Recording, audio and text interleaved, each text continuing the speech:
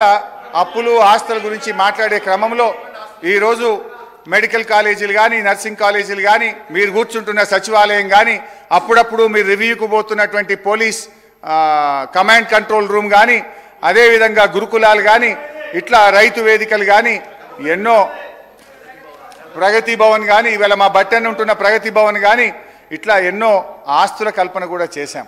అందువల్ల దయచేసి ఎప్పుడు ఒక ప్రభుత్వం మీద గత ప్రభుత్వం మీద దుమ్మెత్తడం మాని మీరేం చేస్తారో చెప్పండి. అదే విధంగా అప్పుల విషయంలో క్లారిఫై చేశాం. ఇక భవిష్యత్తులో అనవసరంగా తప్పుడు ప్రచారం గోబల్స్ ప్రచారం మానుకోవాలని చెప్పి నేను కోరుతూ అధ్యక్ష. ఇకపోతే గ్యారంటీలు 6 గ్యారంటీలు.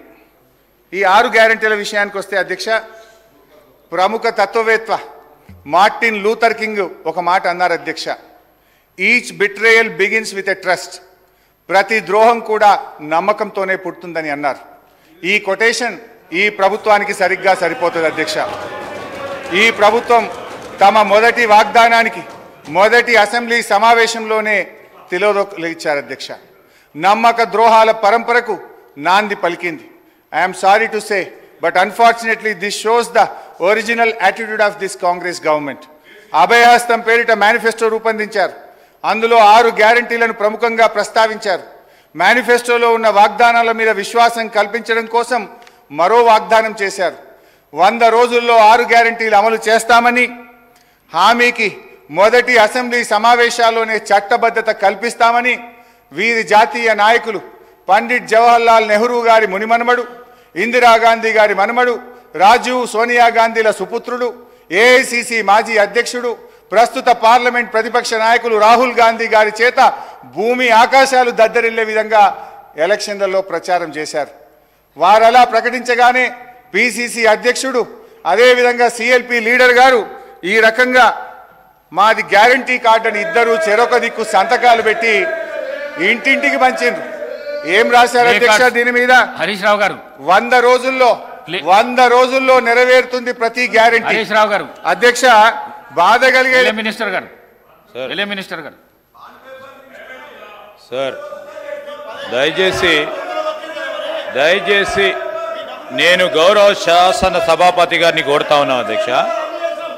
Rules of procedure and conduct of business విషయంలో వారు ఈ విధంగా ప్లే కార్డులు తీసుకురావటం ఎంతవరకు ఈరోజు అది definitely that is a play card and same time అధ్యక్ష ఈరోజు మేము చెప్తా ఉన్నాం అధ్యక్ష, మార్టిన్ లూథర్ కింగ్ జూనియర్ చెప్పినట్టుగా వారి ప్రస్తావన ఎవరికి ఆపాదిస్తుందంటే వర్తిస్తుందంటే టీఆర్ఎస్ పార్టీ వారికి, మాకు కాదు. మేము వచ్చి 7 నెలలే అవుతుంది అధ్యక్ష. మేనిఫెస్టోకు